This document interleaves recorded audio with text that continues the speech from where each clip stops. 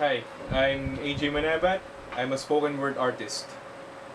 At ang tula kong ito para sa inyo ay pinamagatang Kamusta ka na?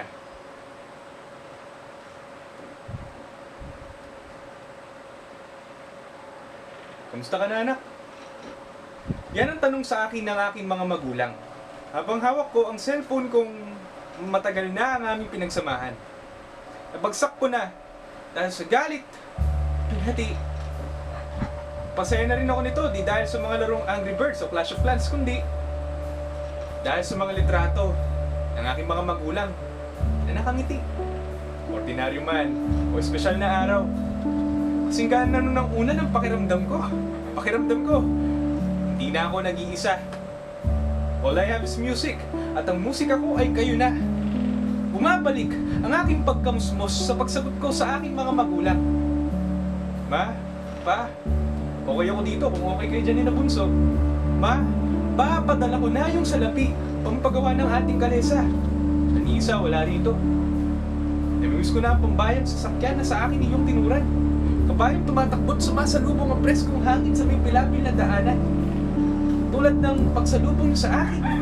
Pagbisita dahil sinalubong natin ng pagbagong taon at nagtatatalon tayo sa saya. Alam ko muli ang kultura. Nagbisita iglesia kasama ang pamilya. Ang pasong ipinagmamalaki, inukit ko pa sa isipan nga pala. Ma, iluto mo ang robo. Namimiss ko na. Pasip sa akin ang secret recipe mo ha. Ay, oo nga pala. Alam ko na sasabihin mo sagot. Pagmamahal. Yung tama lang yung apoy para walang hanggan. Baka sila tito-tita niyan ay bumibilog na kanilang mga tungat dyan dahil sa mga pagkain na nakahain. Sa daton ng saging. Si Bunso, kumusta na siya? Tutukan pa rin ba niya ang kanyang mga pag-aaral? Kilala pa ba niya si Jose Rizal o si Jose Crisostomo Soto nitong bayan? Sapagkat ako,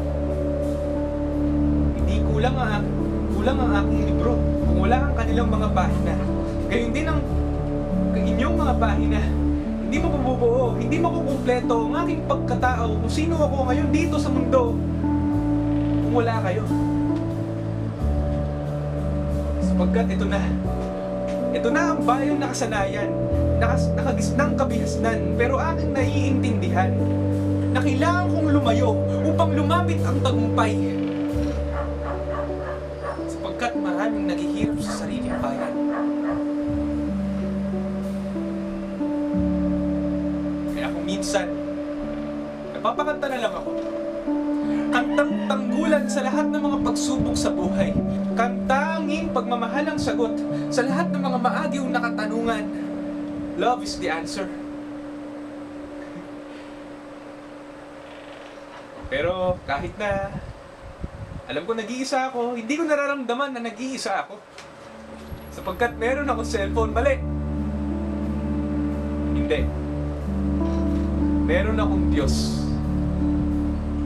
Merong Diyos na gumagabay sa akin. Totoo niyan. Nakamusta ka rin niya.